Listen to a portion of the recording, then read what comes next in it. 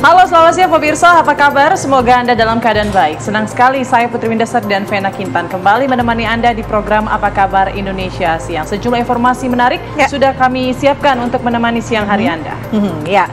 Untuk mengawali Apa Kabar Indonesia Siang hari ini, pemirsa, kami hadirkan informasi dari Sidoarjo, Jawa Timur, di mana aksi seorang ibu di Sidoarjo, Jawa Timur ini diduga membuang anak balitanya di dalam masjid dan terekam kamera pengawas. Iya, kini bocah perempuan usia 2 tahun tersebut diasuh oleh istri seorang takmir masjid setempat.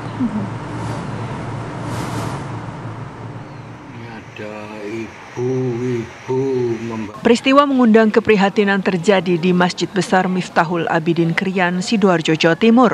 Seorang balita perempuan ditemukan oleh pengurus masjid ditinggalkan oleh ibunya. Menurut pengurus masjid, Agil Supriyono, sebelumnya seorang perempuan berusia sekitar 40 tahun datang ke masjid bersama balita yang diduga merupakan anaknya. Pada pukul 11 malam, Agil melihat perempuan tersebut masih berada di dalam masjid bersama anaknya dan tidur di lantai. Bahkan, ia sempat menawarkan karpet untuk tidur dan menanyakan identitas. Namun, terduga pelaku tidak menjawab. Selang beberapa saat, balita tersebut mencari ibunya. Kemudian Agil mencari perempuan tersebut di sekitar masjid, termasuk melihat rekaman CCTV. Berdasarkan rekaman kamera pengawas, sang ibu terlihat keluar lewat pintu belakang masjid sambil membawa pakaiannya. Karena tidak kunjung datang, pengurus masjid kemudian lapor kepada pihak RT, RW, dan perangkat desa. Nggak punya pemikiran untuk dia meninggalkan anaknya, enggak. Saya pikir orang kampung sini aja yang sengaja memang murian sama suaminya, terus lari ke masjid gitu. Anak tersebut saat ini dirawat oleh istri pengurus masjid sebelum diserahkan ke polisi. Dari Sidoarjo, Jawa Timur, Humaydi, TV One mengabarkan.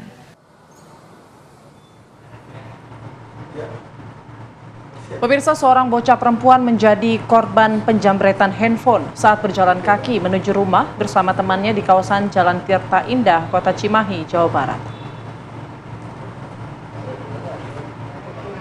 Tumbang di daerah Tanah Tinggi. Dalam video rekaman warga, tampak pohon beringin besar yang keropos akibat termakan usia tumbang tanpa ada angin ataupun hujan sebelumnya. Naas sepeda motor yang tengah melintas di Jalan Raya Daan Mogot, Kota Tangerang, Banten, tertimpa batang pohon yang tumbang.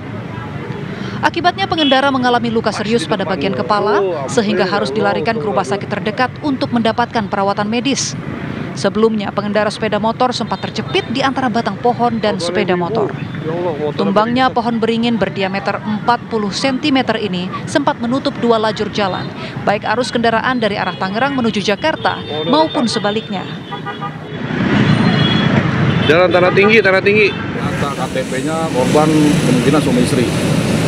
Coba rekaman apa? Ya, untuk korban yang lebih parah, korban yang laki-laki. Itu sampai robek atau berdarah. Untuk istri mungkin hanya patah tulang atau sok. Pohon tumbang, pohon.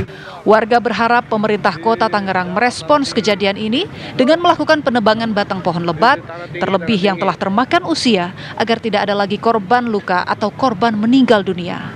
Dari Tangerang, Banten, Kusnaidi, TV One mengabarkan.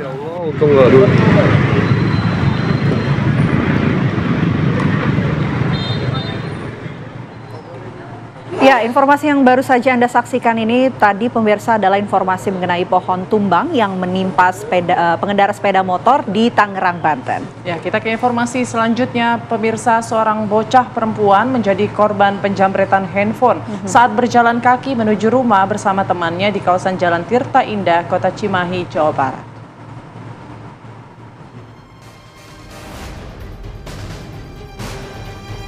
Bagi Anda pengguna jalan kaki harus waspada ketika berjalan kaki sambil menggunakan ponsel.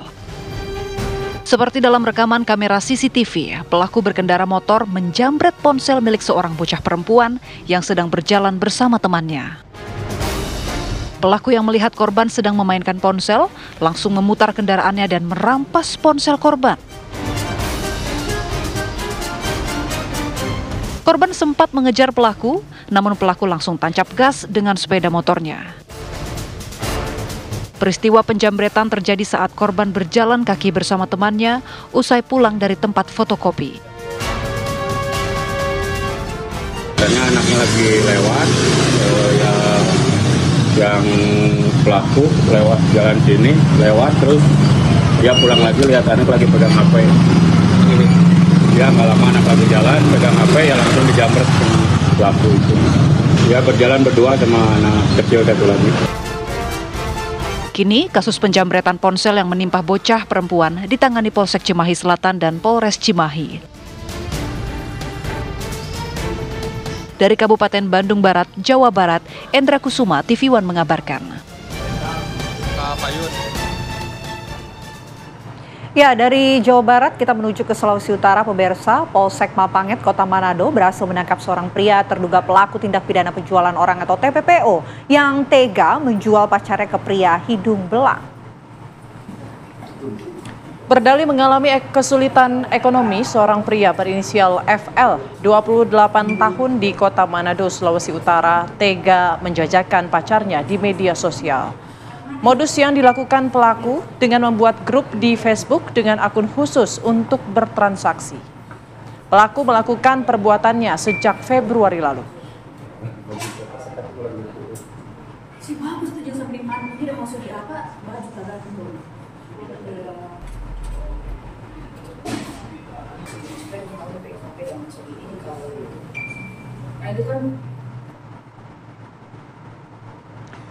Sidang perkara penganiayaan dalam tawuran antar kelompok pemuda di Palembang yang menyebabkan satu orang meninggal dunia berakhir ricuh. Ya, keluarga korban yang kesal saat melihat ketiga terdakwa ini langsung melemparkan tas.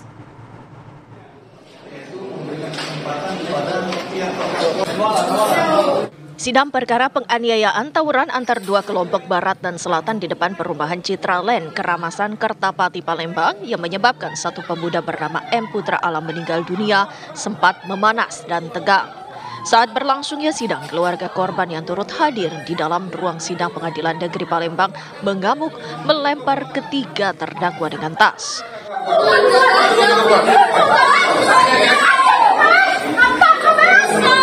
Ketiga terdakwa, Laguna Nofriansyah alias Rian, M. Fadli, dan Niko Al-Ridian langsung diamankan oleh petugas.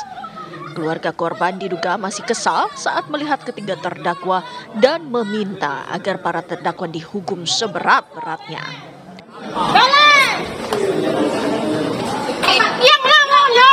Yang pengacara beres itu tahu tak tidak adil. Tahu tak sebagai pengacara harus adil. Siapa nama gitu? Otak. Tidak nama kita. Meski sempat terjadi ketegangan, sidang yang dipimpin oleh Majelis Hakim Budiman Sitorus dan beragendakan keterangan saksi tetap berjalan dan berlangsung singkat. Dari Palembang, Sumatera Selatan, Febriansyah, TV One mengabarkan.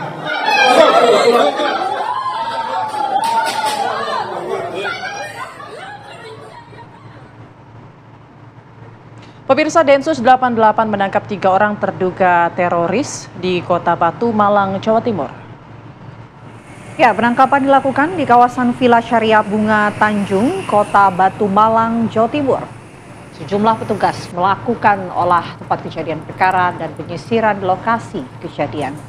Tim Inafis dan Brimob diterjunkan untuk membantu tim Densus 88 untuk melakukan olah TKP.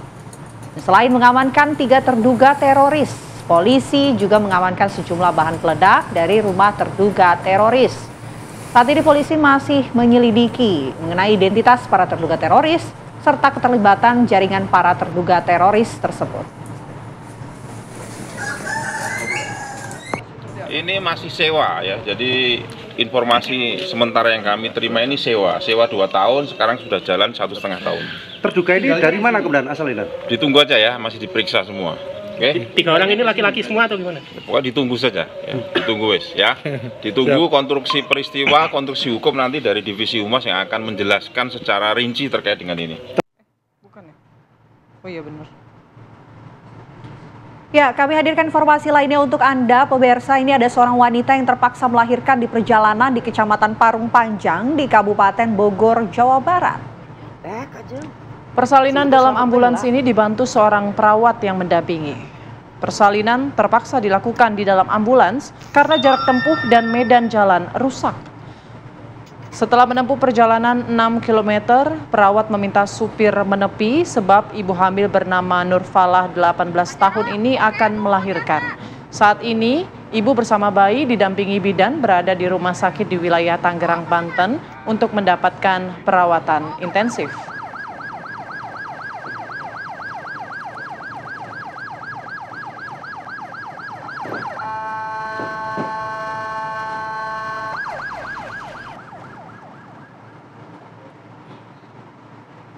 Pemirsa, seorang gadis cantik di Surabaya, Jawa Timur ditemukan dalam kondisi tewas dengan lilitan kabel USB di lehernya. Informasinya akan kami hadirkan sesaat lagi.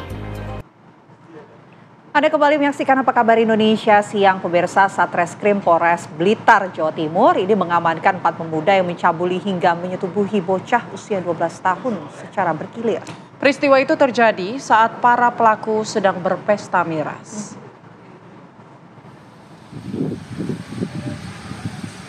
Inilah DK 27 tahun, DA 19 tahun, DAP 28 tahun, dan IM 18 tahun saat digelandang anggota Satreskrim Polres Blitar. Keempat pelaku diamankan setelah menyetubuhi bocah 12 tahun secara bergilir. Korban bersama pelaku kenal melalui media sosial, lanjut berkomunikasi melalui WhatsApp.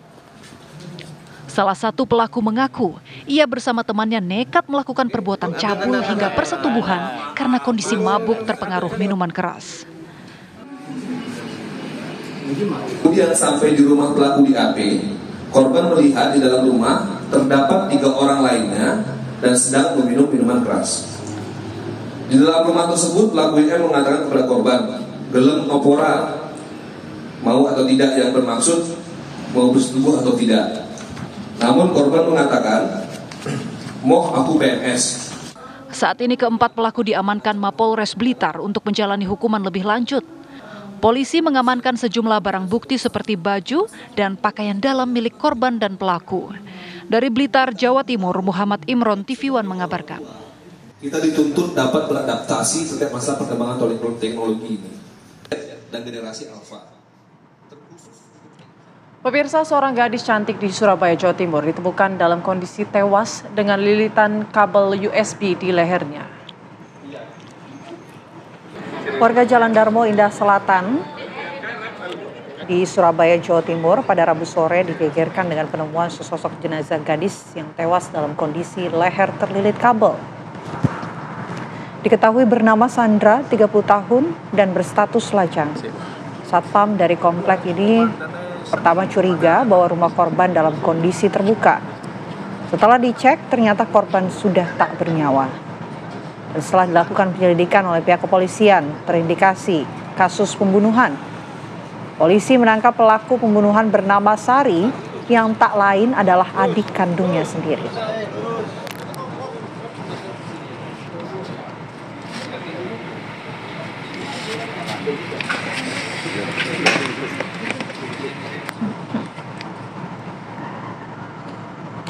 Ya, dan untuk mengetahui bagaimana kisah penemuan mayat dengan kondisi terlilit kabel USB, saat ini kami sudah tersambung bersama dengan Pak Septa, petugas security komplek perumahan yang pertama menemukan mayat perempuan tersebut. Assalamualaikum, selamat siang Pak Septa. Iya, siang. Oke, Pak Septa, ini awal mula curiga, ini ceritanya seperti apa sehingga pada akhirnya bisa menemukan korban yang dalam kondisi sudah meninggal dunia dan terlilit kabel? Saya awalnya keliling jam 6 pagi itu keliling kompleks dan menemui pintu pagar korban ini terbuka dan saya curiga dan karena ada motor juga di dalam. Baik, motor di dalam ini punya korban atau seperti apa pantauan dari CCTV mungkin atau dari penjagaan security? Kalau motor di dalam punya korban. Punya korban. Korban ini tinggal sendirian, Pak Septi? Iya, tinggal sendirian. Oke, pada saat melihat kondisi rumah yang terbuka, Anda sempat mencoba memanggil anggota keluarga? Apakah sempat muncul juga? Belum, sekitar jam jam 2 siang itu saya lapor ke koordinator saya dulu. Lapor kalau ada pintu warga yang terbuka. Baik, Pak Septi, kalau sehari-hari korban ini seperti apa? Apakah memang orangnya tertutup atau sering bersosialisasi tidak dengan tetangga? Kalau orangnya sih tertutup, cuma pulang kerja, berangkat kerja gitu aja. Oke, baik. Ini kan ada anggota keluarga yang diduga ya menjadi penyebab kematian dari korban. Apakah memang Anda sering melihat begitu sosok dari adik korban ini sehari-hari seperti apa? Kalau dulu sekitar 4 bulanan itu memang tinggal satu keluarga di sini, tapi setelah Lebaran sudah pindah. Baik. Tapi apakah mungkin pernah terdengar ada keributan begitu dari korban dengan keluarganya atau seperti apa, ada kericuhan? Tidak ada, mungkin kata keluarga dekatnya itu setelah Lebaran itu ada keributan antara korban dan ibunya itu aja. Yang sebelum Lebaran itu ya. Baik, terima kasih banyak Pak Septa atas informasinya, semoga sehat selalu. Selamat siang, Pak. Ya pemirsa, kami masih akan kembali dengan beragam informasi menarik lainnya. Tetaplah bersama kami di Apa Kabar Indonesia Siang.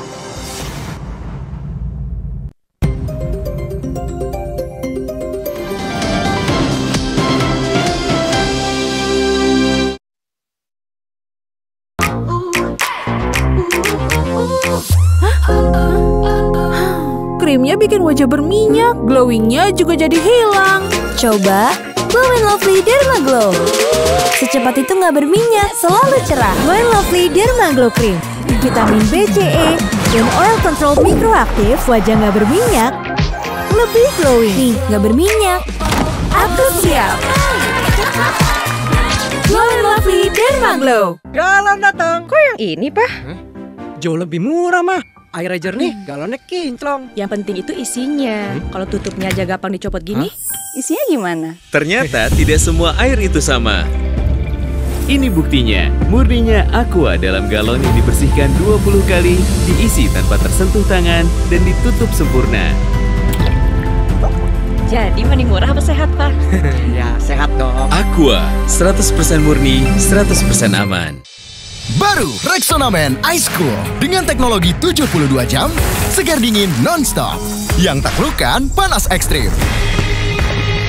Segar tak tertandingi karena mandi aja nggak cukup. Rexona bikin pede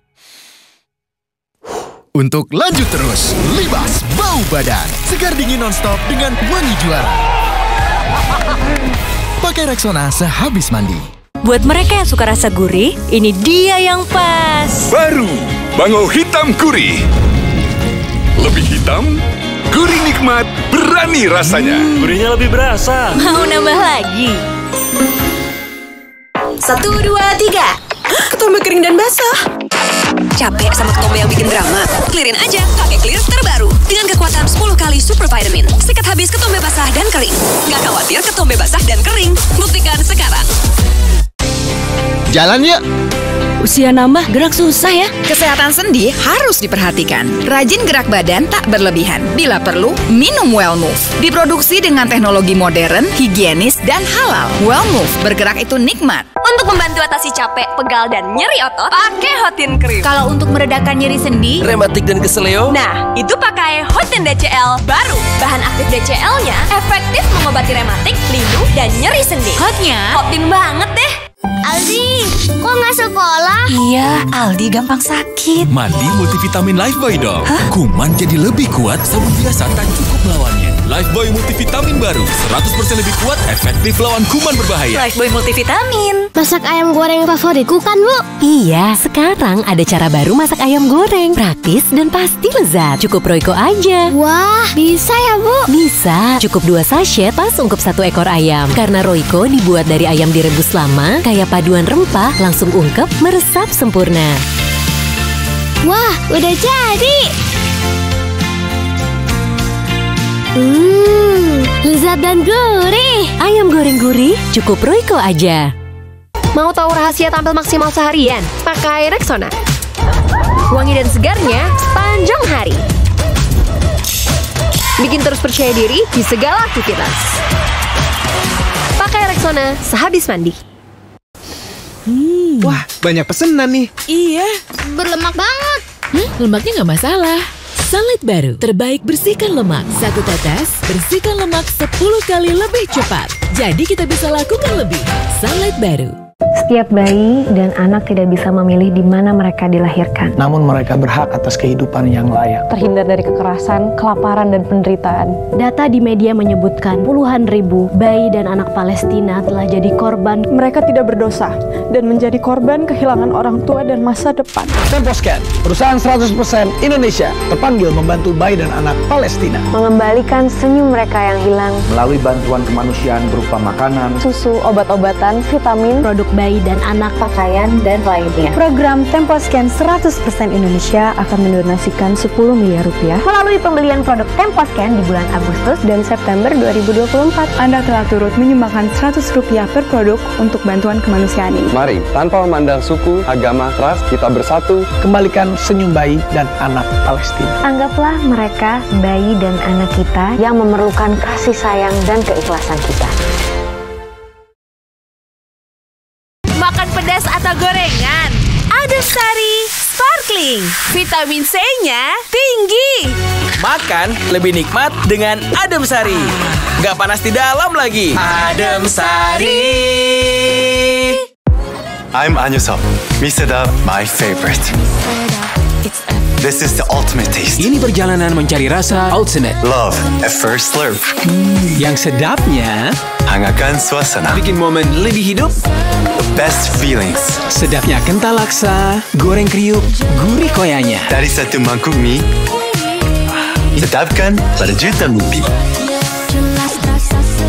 Misedap brings taste to people's lives. Dari Wings Food. You should try it.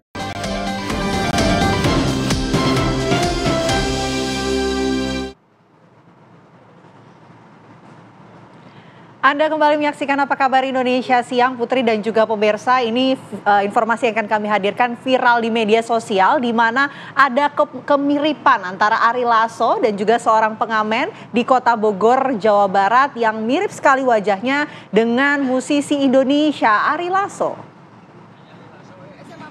Ya, pengamen mirip Ari Lasso tersebut ialah Erwin, 40 tahun. Pria asal Kebonpala, Kelurahan Gudang, Bogor Tengah itu memang telah dikenal lama memiliki paras yang mirip dengan mantan vokalis Dewa 19 di era 90-an tersebut. Kita bisa lihat ya di layar kaca pemirsa, gaya rambut panjang terurai dan aksesoris kacamata yang melekat di wajahnya ini membuat semakin mirip antara Erwin dengan Ari Lasso. Tidak sedikit warga yang sadar bahwa Erwin mirip penyanyi terkenal Ari Lasso. Awalnya tidak menyangka bakal viral di jagat media sosial, bahkan ia sempat bertanya apakah dirinya memang mirip Ari Lasso. Namun ia sama sekali tidak menghiraukan komentar orang dan netizen. Bahkan ia sendiri mengungkapkan ingin sekali bertemu dengan Ari Lasso secara langsung. Dari hasil mengamen, ia bisa mengantongi 150.000 per harinya, terutama saat akhir pekan penghasilan melonjak hingga Rp500.000 per hari. Waduh, menurut saya ini mirip sekali. Apakah nanti suaranya juga mirip dengan Ari Lasso, Vena? Kita akan dengarkan bersama nanti. Baik, kita langsung saja ya pemirsa hadirkan Ari Lasso KW ya. KW ya. Ini namanya Mas Erwin. Mas Erwin, selamat siang. Selamat siang, Bu. Halo, Mas Erwin. Waduh, sudah dengan gitarnya sudah siap loh. Ini mirip sekali ya, mulai dari model rambut Mas Erwin, kacamata. Nah, ini suara juga nanti kita tes ya Mas. Tapi sebelum kita mungkin ingin meminta Mas Erwin bernyanyi, mungkin saya mau tanya-tanya dulu, sejak kapan Mas kemudian banyak orang-orang mengatakan Mas Erwin mirip dengan Ari Lasso gitu. Mas Erwin sendiri ngerasa mirip gak sih? Ya, menurut saya sih disebut mirip ya nggak tahu juga ke orang yang menilai Bu. Dari tahun berapa ya? Dari pas rambut gondrong aja Bu, katanya mirip Ari Lasso. Ya udah jadi rambut modelin Ari Lasso. Emang seneng juga sama Bang Ari Lasso ya. Senang lagu-lagunya. Tapi Mas Erwin, karismanya Bang Ari Lasso. Aha. Ya Bu. Mas Erwin, banyak juga nggak sih yang minta foto ke Mas Erwin atau bahkan salah mengira ini Ari Lasso gitu? Banyak Bu, kalau lagi ngamen di lesehan di pecel ayam atau di gang out ya. Banyak yang minta foto, dikiranya saya Ari Lasso asli. Kata saya bukan, saya saking miripnya ya Mas Erwin ya. Adanya kali katanya. Iya. Oke, Mas Erwin, tapi setelah mungkin ada 1-2 orang yang mengatakan mirip, apakah Mas Erwin kemudian berusaha memiripkan semirip mungkin dengan Ari Lasso, mulai dari penampilan, pilihan lagu mungkin, apakah juga seperti itu?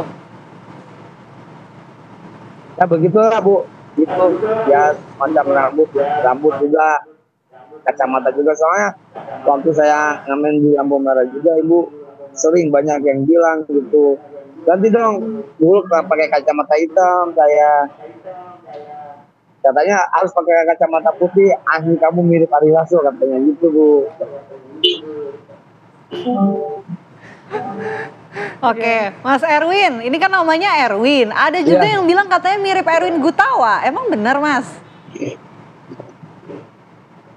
Iya katanya juga ada bilang gitu.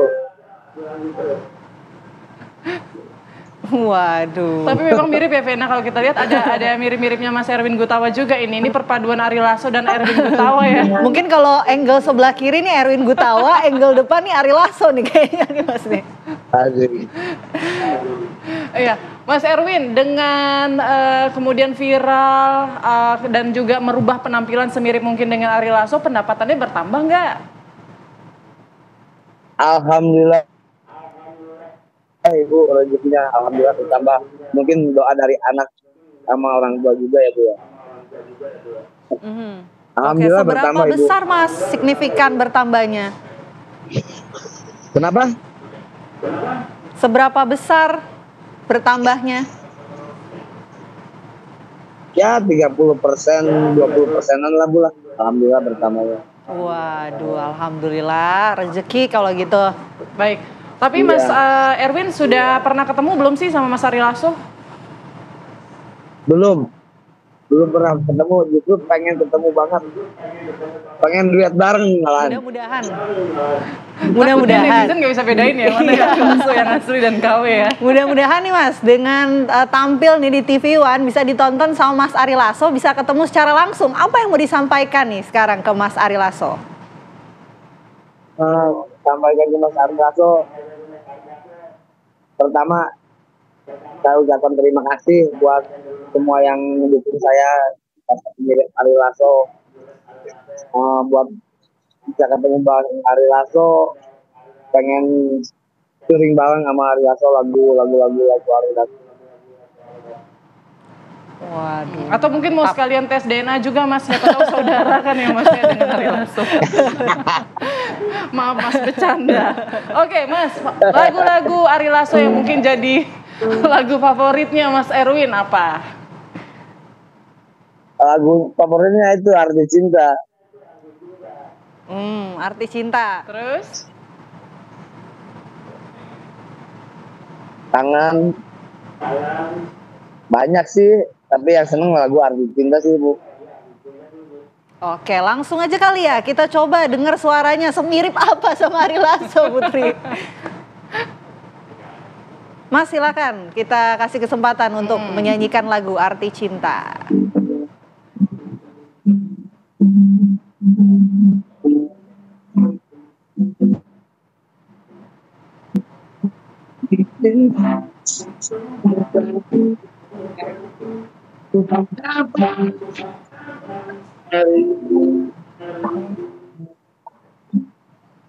Aku bukan iya Oke, Mas Erwin.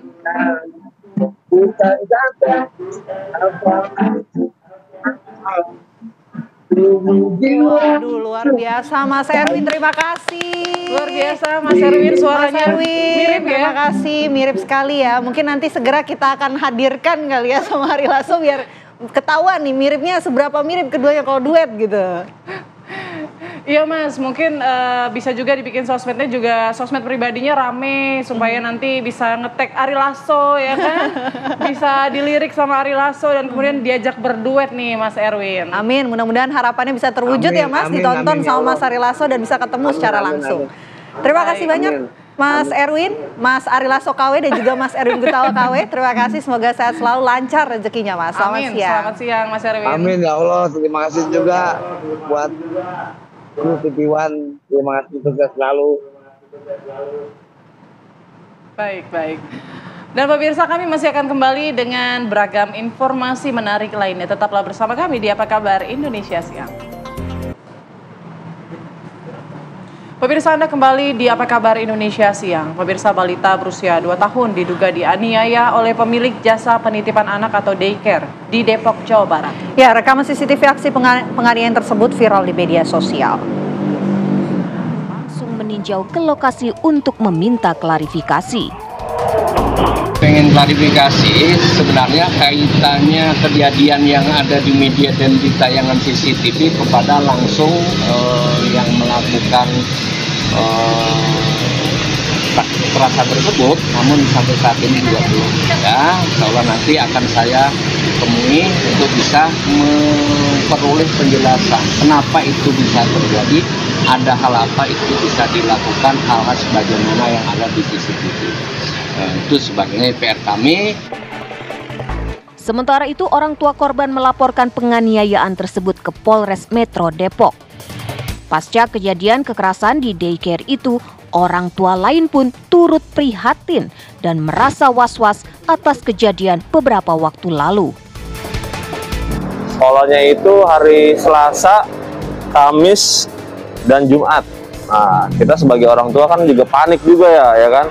Nah, terus juga anak saya sendiri pertama sampai sini masuk nangis gitu, wajar lah ya, mungkin baru perkenalan gitu. Nah, kita sih juga nggak ada seujon di dalam hati, wah ntar anak gimana ya di dalam. Cuman makin kesini kok kayak sebenarnya udah nggak feeling, sudah bilang ke istri ya dari awal, kok anak nangis terus setiap mau masuk ya kan. Nah, timbullah berita itu, kita jadi penasaran. Nah, makanya kita kesini bertemu orang tua wali murid juga banyak lagi di kafe sini nih. Mas, gitu. Akan ada rencana untuk menarik anak atau mengeluarkan dari sekolah? Oh, udah pasti, udah stop aja. Udah kesepakatan dari saya sebagai kepala keluarga, mending stop aja. Kurang tahu deh saya, banyak juga kok. Itu sih kan yang beredar dari video balita ya, sama anak. Nah, kebetulan anak yang pakai baju oranye itu, yang siapa Kimi namanya? Teman anak saya. Iya, gitu. Terkait perizinan, Sekretaris Dinas Pendidikan Kota Depok Sutarno menjelaskan rekomendasi Disdik hanya sebatas PAUD dan TK, tidak termasuk daycare. Hingga kini pihak Disdik masih terus berupaya meminta keterangan dari pihak daycare terkait viralnya penganiayaan yang diduga dilakukan pemilik berinisial MI. Dan sejak terjadinya peristiwa kekerasan terhadap balita tersebut, tempat penitipan anak ini terkunci dan tidak ada aktivitas seperti biasanya.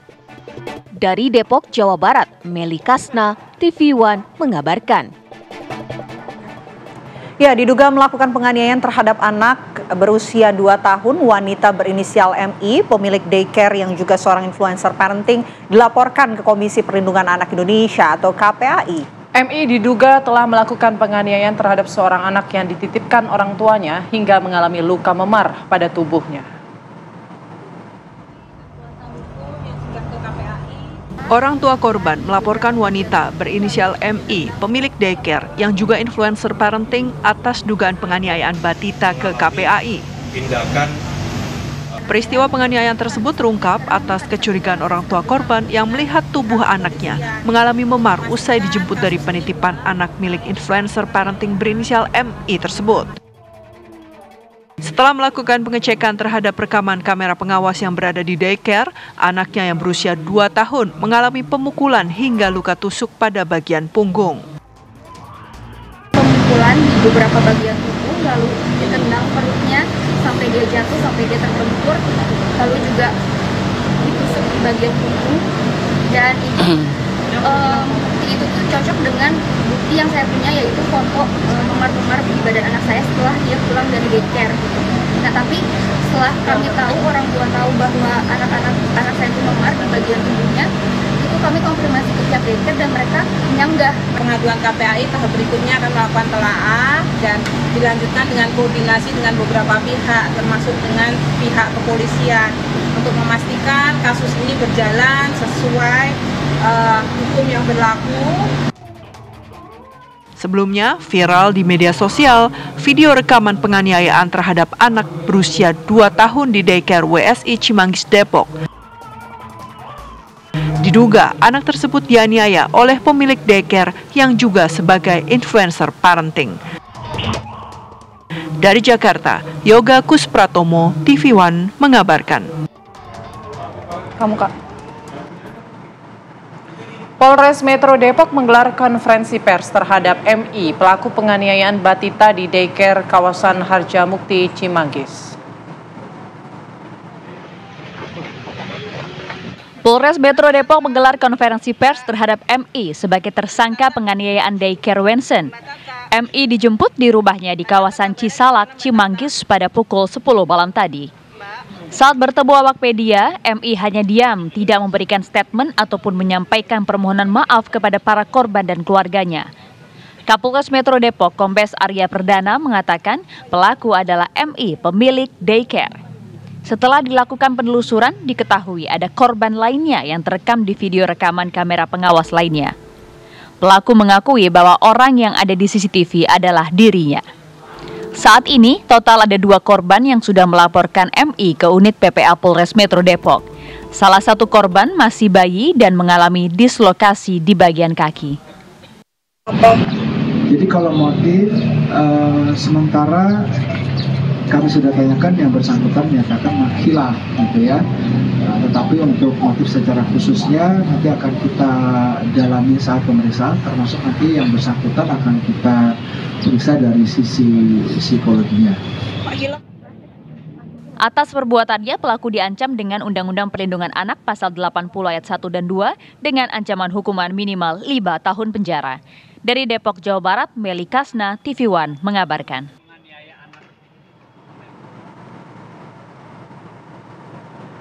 Dan untuk mengetahui bagaimana kondisi terkini di daycare di Depok yang diketahui melakukan penganiayaan anak, saat ini kami sudah terhubung bersama rekan kami Atika Harahap yang sudah siap mengabarkan dari lokasi. Atika Harahap, seperti apa pantauan Anda di lokasi? Silakan.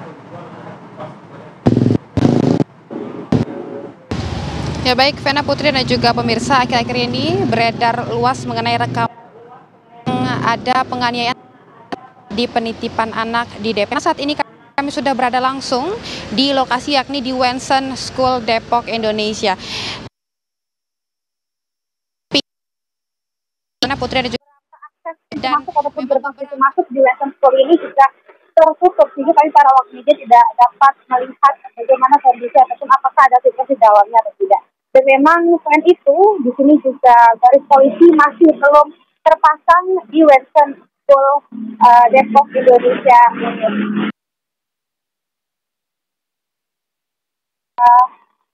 Pelaku dari penganiayaan atas balita itu memang diketahui telah ditangkap oleh pihak kepolisian pada Rabu 31 kemarin di kediamannya, yang mana dari Kapolresta Metro Depok, Kombes Pol Arya Perdana ini juga menyatakan bahwa si pelaku ataupun CMI ini mengaku atas perbuatannya, juga menyatakan bahwa dirinya ini hilaf telah melakukan penganiayaan terhadap 2 korban, yakni MK berusia 2 tahun dan juga KW yang berusia 9 bulan, yang memang dititipkan di tempat penitipan anak atau di daycare miliknya ini, pemirsa. Dan sedikit informasi bahwa penganiayaan anak ini terjadi pada tanggal 10 Juni 2024 lalu, namun dari pihak polisi ini telah menerima laporan dari pihak pekerja yang berada di daycare milik MI ini pada 29 Juli 2024 lalu.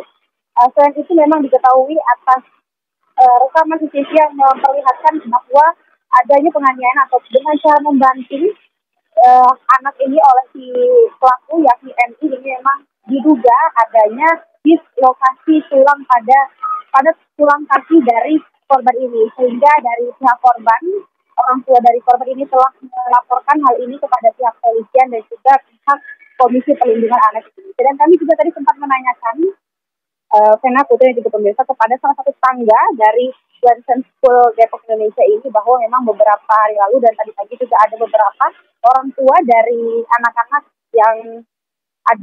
yang berada di Wensen School ini, karena memang Wensen School ini selain daycare dia juga merupakan playgroup, sehingga adanya orang-orang tua yang datang karena memang mengaku bahwa dari pihak sekolah juga belum ada memberikan keterangan mengenai penganiayaan yang ada ataupun yang terjadi pada bulan 10 Juni bulan lalu. Demikian informasi langsung dari School Depok Studio. Baik, terima kasih Tika Harhab mengabarkan langsung dari Depok, Jawa Barat.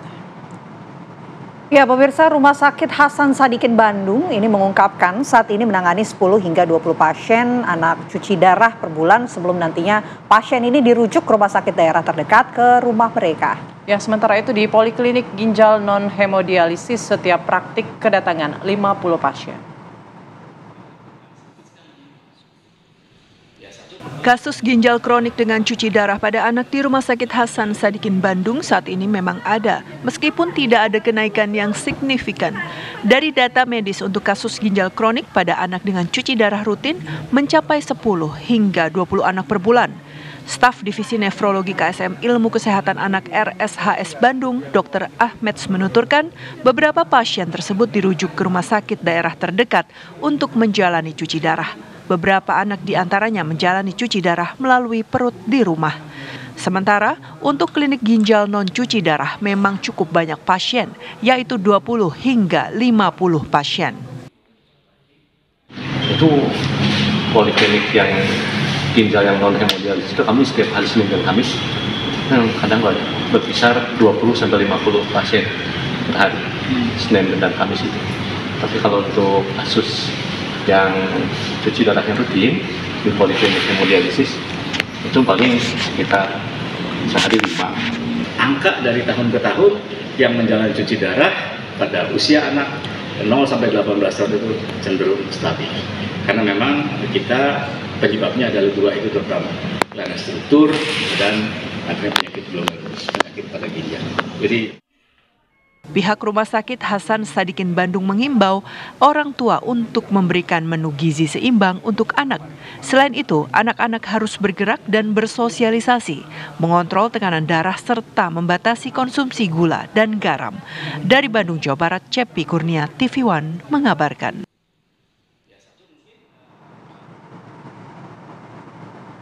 Pemirsa, 2 orang pemuda pengangguran asal Garut, Jawa Barat nekat melakukan pencurian cabai di kebun petani. Tak tanggung-tanggung pelaku membabat habis sekebun tanaman cabai milik korban sehingga korban mengalami kerugian yang cukup besar.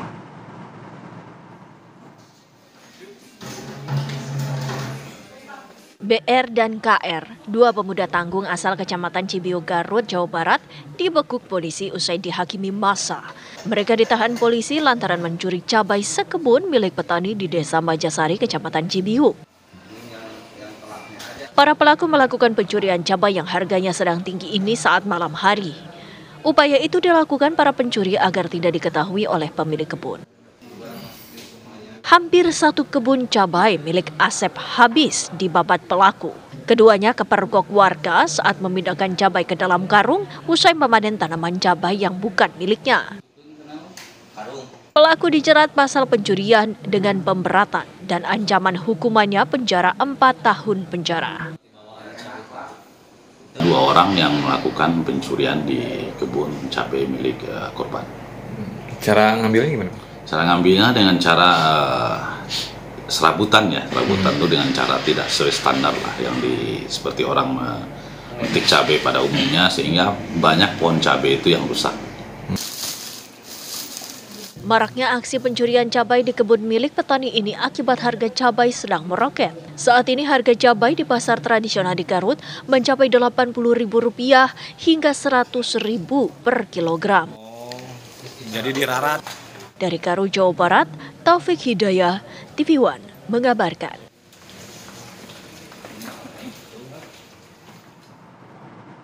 Ya, kami harus jeda terlebih dahulu. Pemirsa, Apa Kabar Indonesia Siang masih akan kembali sesaat lagi. Anda kembali menyaksikan Apa Kabar Indonesia Siang, pemirsa. 2 kerangka manusia ini sempat viral di media sosial usai ditemukan nelayan di pesisir pantai wilayah Bangkalan, Madura. Kerangka manusia diketahui berjenis kelamin pria. Kepolisian di wilayah pantai utara Bangkalan menyisir pantai dan kerangka manusia ditemukan di pesisir pantai wilayah Desa Lembung, Kecamatan 10 Bangkalan. Kerangka manusia diketahui sudah berbalut dengan tanah, bahkan kondisi manusia ini hanya tinggal tulang belulang. Tak hanya satu, pemirsa, di lokasi yang sama, petugas gabungan juga menemukan kerangka manusia lainnya dan mengevakuasi kedua jenazah ke dalam plastik khusus mayat. Keduanya dibawa ke kamar jenazah RSUD Bangkalan guna dilakukan tindakan otopsi. Kerangka manusia yang ditemukan di pesisir pantai utara Bangkalan diduga korban perahu berasal dari Gresik yang tenggelam di Laut Selat Madura beberapa bulan lalu.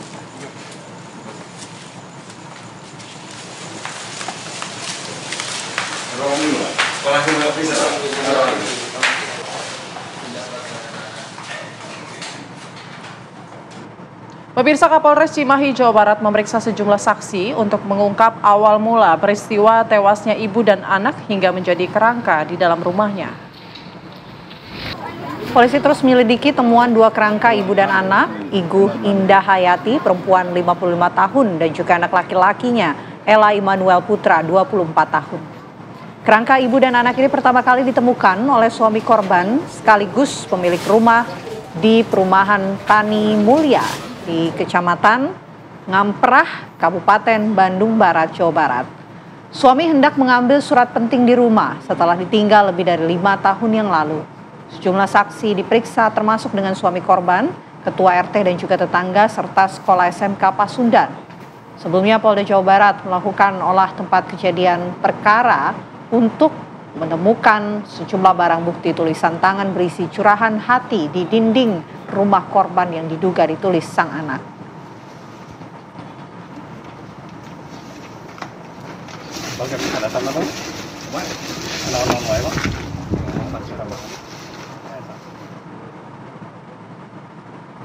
Bagaimana suasana di lokasi penemuan kerangka ibu dan anak? Sudah ada Endra Kusuma yang akan mengabarkan secara langsung di lokasi kejadian. Silakan, Endra.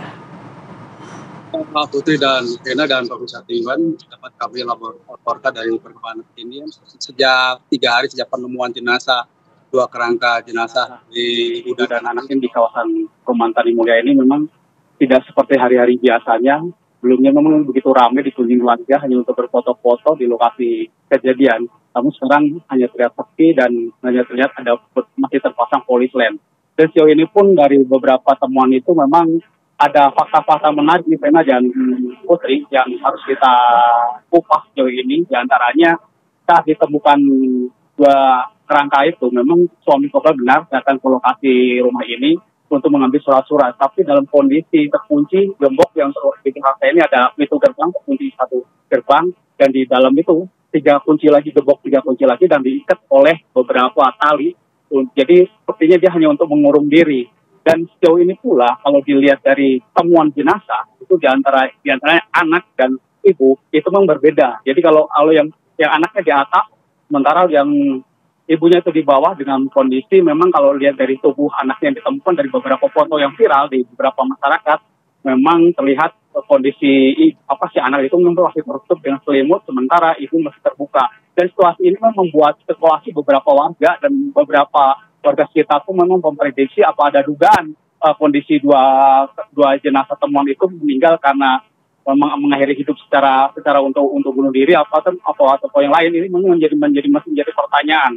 Dan dapat selain gembok juga memang setelah ditemukan juga ada beberapa fakta, diantaranya ada di sana pun memang ada surat-surat, jadi ada tulisan, berarti jadi ada pernyataan yang memang cukup mengagetkan beberapa warga, diantaranya penunjuk hidup yang mungkin si anak korban ini begitu kesal dengan orang tuanya, hingga dia mencoretkan torehan-torehan sakit hatinya di tembok. Diantaranya, kalau saya bacakan ini cukup menarik ya, surat untuk menjauhi Sandra. Kalau buat janji, jangan buat janji, katanya mau sekolah, katanya mau membiayai aku sekolah, tapi semuanya susah. Itu ada catatan dua buat dia. Akan bawa sampai mati semua janji manis. Terus ada lagi warning lagi juga, dia tulisan tembok itu juga, diantaranya ada. Jadi ada berupa flash disk. Jadi di situ tuh ada drip, di dalam bentuk drip, dan di drip itu tuh ada mungkin ditujukan agar itu dapat dibaca oleh pihak kepolisian. Dan sejauh ini pula dari beberapa fakta dari kondisi seperti itu, memang polisi sejauh ini memang masih melacak kondisi ya, mereka memang bunuh diri atau apa, masih menunggu dari setiap forensik. Dan sejauh ini pun, dan kemarin dari pernyataan beberapa kepolisian pun dan dinas forensik pun, kemungkinan untuk hasil visum atau hasil dari DNA yang kemarin diambil, diantaranya rambut, diantaranya ada serpihan tanah, dan ada berupa barang-barang berupa pecah belah maupun pakaian yang diambil, itu mungkin menjadi bukti untuk menentukan bukti penunjang apakah benar dua jenazah itu memang jenazahnya dari Endah Hayati maupun dari Emmanuel tersebut. Mungkin itu yang dapat kami kabarkan dari perkembangan terkini, Putri dan Fena. Baik, kami tunggu informasi terbaru dari pihak kepolisian. Terima kasih banyak Endra Kusuma atas laporan Anda dari Kabupaten Bandung Barat, Jawa Barat. Selamat kembali bertugas. Kita beralih ke informasi lainnya, pemirsa. Polisi mengungkap motif di balik penganiayaan yang dilakukan orang tua asuh terhadap dua balita di Cilincing, Jakarta Utara. Ya, kedua tersangka ini tega menganiaya dua balita tersebut karena kesal orang tua kandung korban tidak kunjung mengirimkan uang untuk anaknya. Penggaris besi, palu, sabuk pinggang, dan kalung rantai yang digunakan tersangka pasangan suami istri ADT 32 tahun dan TAS 21 tahun untuk melakukan penganiayaan terhadap anak asuhnya diamankan petugas kepolisian Polres Metro Jakarta Utara sebagai barang bukti. Korban merupakan anak balita kakak beradik. Dianiaya dua tersangka di rumah kontrakannya di kawasan Cilincing, Jakarta Utara. Kapolres Metro Jakarta Utara, Kombes Pol Gideon Arif Setiawan mengatakan, kedua tersangka melakukan penganiayaan sejak tanggal 21 Juli lalu dengan motif faktor ekonomi. Kedua balita tersebut merupakan anak dari sepupu pelaku yang dititipkan kepadanya. Namun orang tua kandung korban yang berada di Solo dan Papua tidak memberikan nafkah untuk keperluan sehari-harinya. Korban adalah anak dari sepupunya, keluarganya. Kebetulan orang tua korban satu berada di Solo dan satu berada di Papua, sehingga sampai hari ini pun kedua orang tua korban belum bisa hadir di sini, dan kita sudah melakukan komunikasi untuk yang bersangkutan atau sebagai orang tua untuk datang ke Jakarta. Hingga kini korban R 4 tahun dan MFW 1,5 tahun masih dalam perawatan intensif di Rumah Sakit Polri Kramat Jati, Jakarta Timur.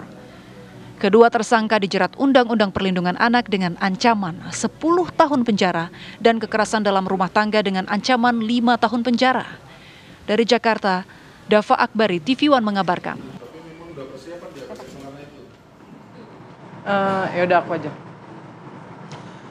Kita beralih ke informasi lainnya. Menteri Pertahanan yang juga Presiden terpilih Prabowo Subianto bertemu dengan Presiden Rusia Vladimir Putin di Istana Kremlin, Moskow. Ya, keduanya ini membahas hubungan diplomatik jangka panjang termasuk soal infrastruktur dan juga bantuan militer.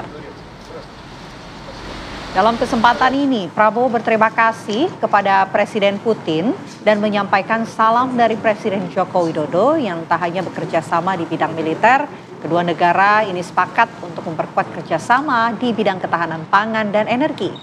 Menhan Prabowo juga menegaskan keinginan untuk melanjutkan dan memperluas kerjasama Indonesia dengan Rusia. Di bidang pendidikan, Prabowo menekankan soal beasiswa bagi pelajar Indonesia untuk melanjutkan studi ke Rusia. Di bidang teknologi, kedua negara akan meningkatkan kolaborasi pemanfaatan energi nuklir hingga kerjasama di bidang pariwisata.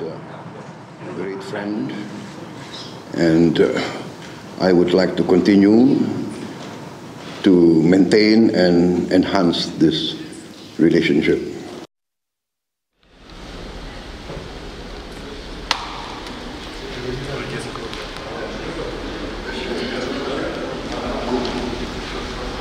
Yuk, turun.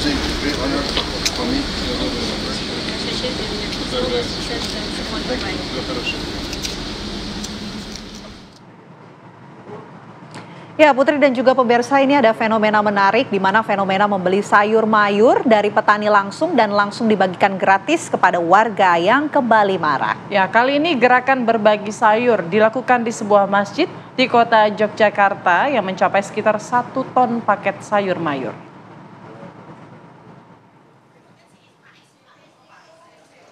Gerakan berbagi sayur mayur diinisiasi oleh Lembaga Rumah Zakat di Masjid Mujahidin Mujamuji Kota Yogyakarta.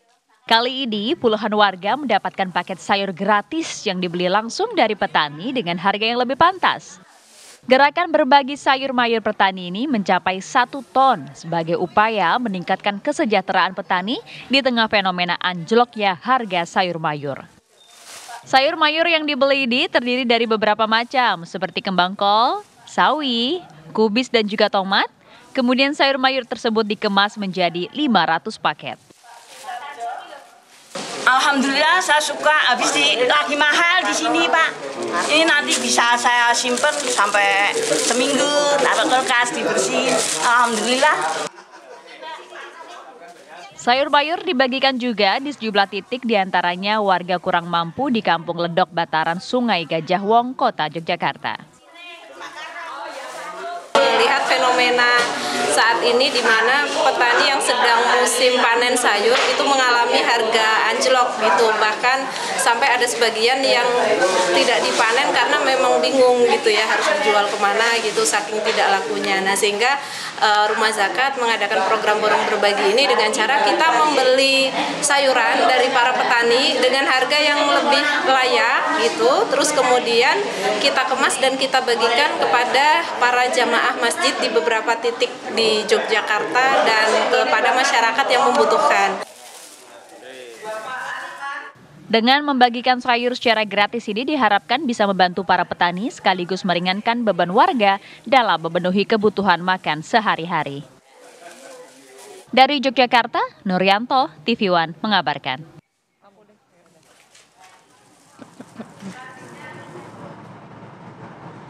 Ya pemirsa, diduga dari limbah pabrik tahu kini dihebohkan lagi oleh video kondisi sungai di kawasan Lembang, Kabupaten Bandung Barat. Air yang berwarna hitam pekat dan ini ramai sekali dibahas di media sosial.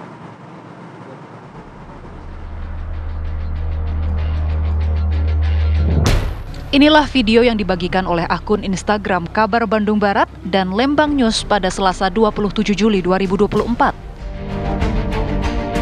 Video tersebut diduga direkam oleh seorang petani yang merasa kesal lantaran air yang sering dimanfaatkan untuk menyiram tanaman menjadi bau dan warnanya hitam pekat. Berdasarkan hasil penelusuran video tersebut, penyebab air berwarna pekat berasal dari aktivitas budidaya cacing di Sungai Cedok, Desa Cikidang. Kepala Desa Cikidang mengaku bahwa limbah berasal dari para penggarap cacing. Saat sedang panen, airnya menjadi keruh, tetapi jika setelah panen, kondisi air kembali normal. Maka dari itu, langkah ke depannya Heri meminta pengusaha memperbaiki instalasi pembuangan limbah pabrik tahu sesuai SOP. Mungkin nanti ada arahan pada saat pertemuan. Di Sungai Cedok ini adalah limbah dari para penggarap cacing. Kebetulan kalau panen pasti airnya keruh. Tetapi kalau sudah panen, airnya akan normal seperti biasa lagi. Dari Kabupaten Bandung Barat, Jawa Barat, Endra Kusuma, TV One mengabarkan.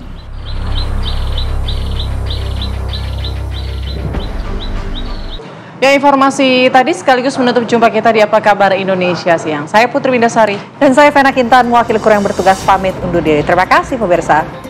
Sampai jumpa.